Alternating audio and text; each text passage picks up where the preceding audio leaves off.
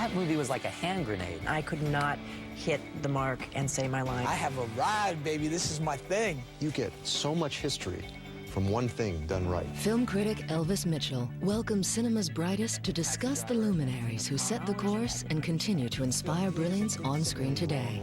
At that time, that kind of blew my mind. Next up, it's actor Joan Allen. For me, there was some amazing romanticism about this woman being a morphine addict. Elvis Mitchell, Under the Influence. Coming up next. How cool is that? The king of choreographed action sequences saying, you do your thing. Watch exclusive video of Joan Allen at tcm.com/Elvis Mitchell. Uncut and commercial free on Turner Classic Movies.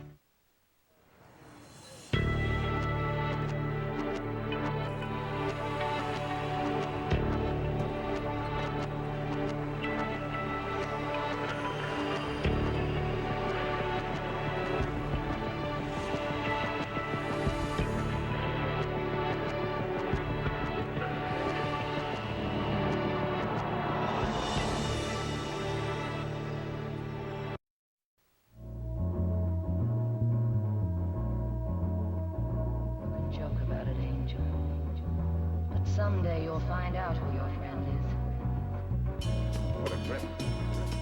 That's from counting money. What an imagination. That's from writing movies.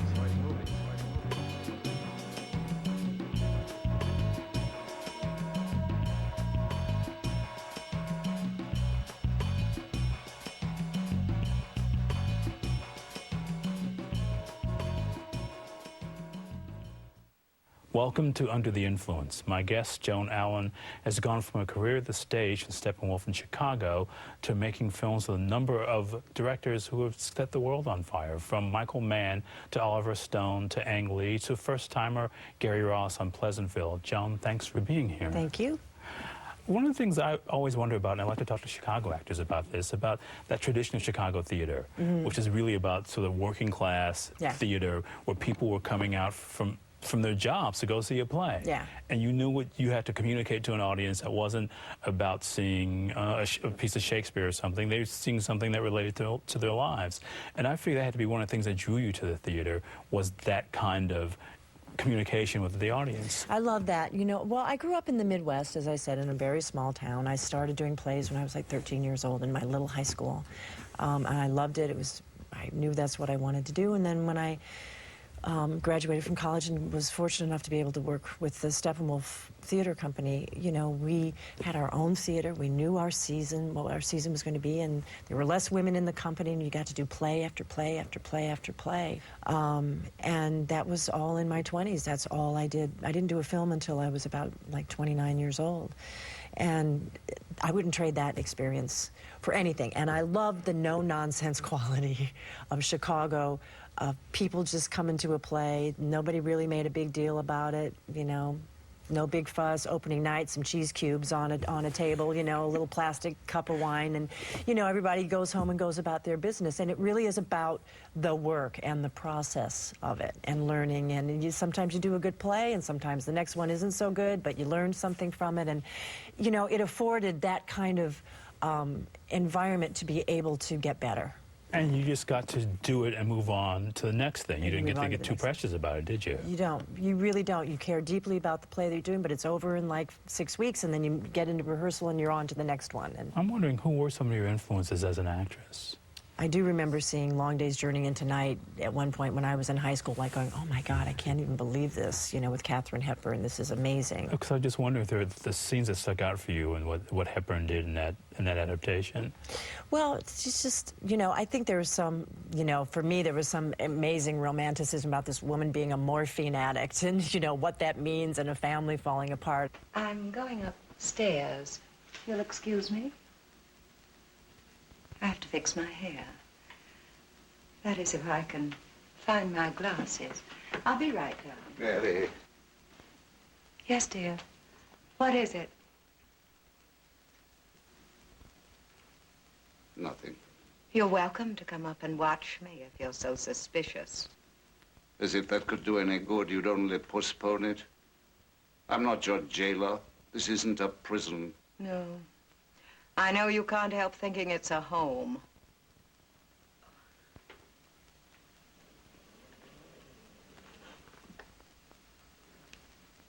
Oh. I'm sorry, dear. When I was that young, I was sort of titillated by, you know, women and characters who were terribly unhappy and really suffering from drinking or drugs or, you know. I think there was, you know, the tortured side of life. Like Susan Hayward, did you see her in I'll Cry Tomorrow? Yeah, I did see that, I think. But I love that kind of, thing because I think I grew up in a place where, you know, pleasantness was quite, was highly, you know, prized and highly supported. And it was kind of nice to know, you know, things are not always so pleasant. I've got to ask you, though, because you came to work in film kind of late in your career, what was it like for you, that thing where you don't get to really rehearse it in that way, you don't get to live it in the way you do when you're doing a play? Talk about I would say the first maybe 5 years I worked in film, I was pretty much terrified. Yeah? Well, it's a very different way of working. I didn't understand how you did things out of sequence. I didn't understand the precision. You have to hit marks, you have to have your emotion. There's all this chaos going on around the whole. And so I would just watch. I would watch and observe and listen to how the crew was talking to each other and listen to what the director was saying, because I didn't understand the terminology. I didn't understand any of it.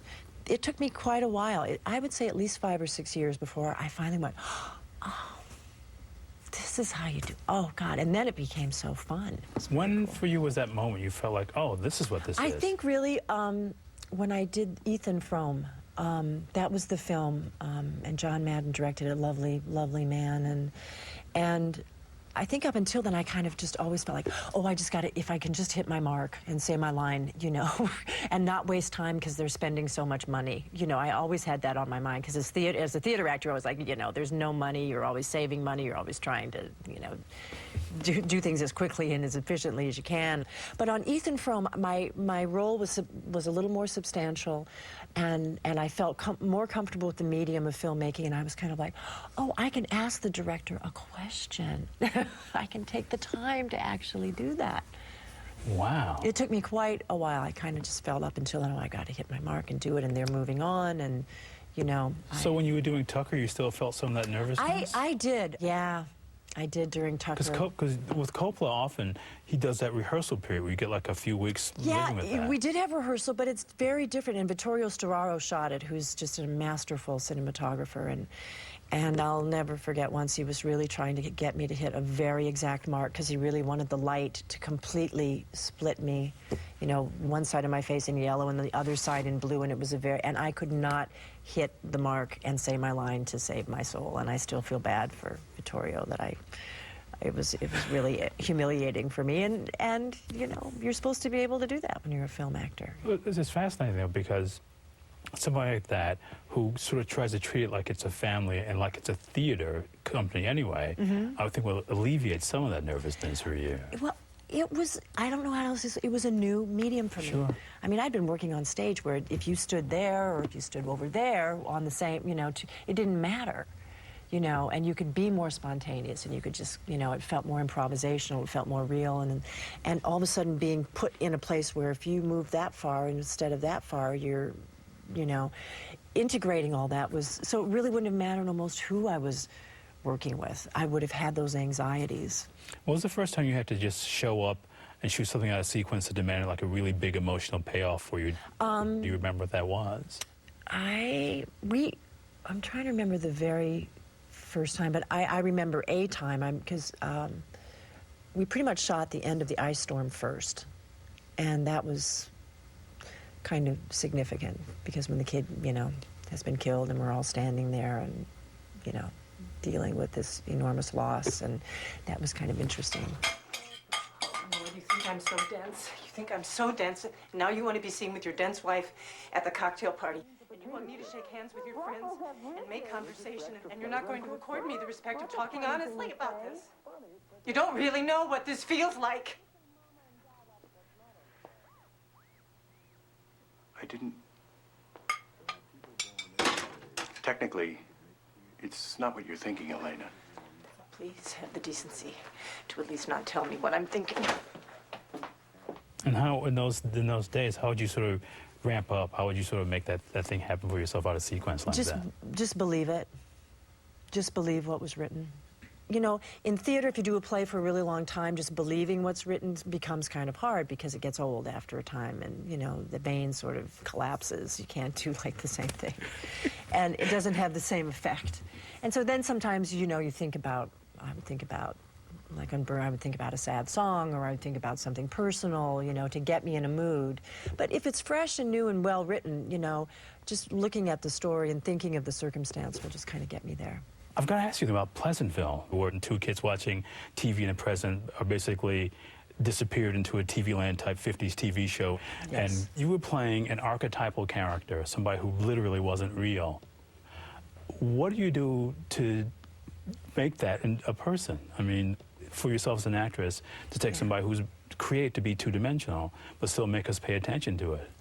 It was an interesting, slight sort of differentiation. You know, I know at times when I talked with Gary Ross about the character, it'd be sort of like, well, and other people would say, well, are we using, like, Leave It to Beaver as a frame of reference, or, you know, old 50s television? And he sort of said, well, yeah, but these are actually fictional characters, and you kind of need to erase your mind and sort of just be in the moment that you only know what you know. And so it was kind of like an exercise in trying to be just kind of as innocent and as guileless as you possibly could be, because really these characters had no history, no fusion, you know, they were just kind of existing on a page. But, you know, I think I used a slight reference to old, you know, 50s television role models of what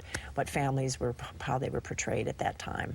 And I just wonder if those were shows you actually watched growing up. I mean, Yes. seeing those shows. I watched a lot of those shows. I wanted to be Donna Reed when I was young. You know, I loved Donna Reed, and I loved Leave It to Beaver and Father Knows Best. I remember that, and I'm dating myself, but it's true, I do remember them. So you say it was in syndication. It was in syndication then, yes, yeah. Yeah, well, and I grew up in the Midwest, so, you know, I had sort of that small town life experience. You know, that's funny you mentioned that, because I wonder if that was kind of your own background was kind of a touchstone for that, just sort of like an idealized version of the kind of place you grew up in anyway. I think it was to a degree. You know, my mom was a homemaker, and she, you know, spent her whole life doing that, working really hard, raising 4 children and working in the home, and so, you know, I had sort of that somewhat traditional family structure. I guess I was wondering too, though, as a kid, you fell in love with that Donna Reed, but as you got older, if you got to know about other work that Donna Reed had done, like From Here to Eternity or some of the other things she had done.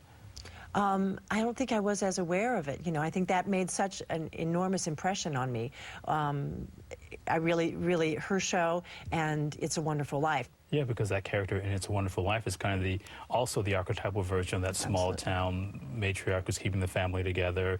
Yes. And that's one of the things that I guess I wanted to ask you about, because people talk about, certainly Ivy mentioned it here, the decency, but there's also this determination in so many of the characters that you play, who is sort of fixed on keeping their home lives structured around them, like the one you're playing Detroit housewife in Mike Binder movie. Yes. But in that movie, you're playing that character as the way she would be in real life.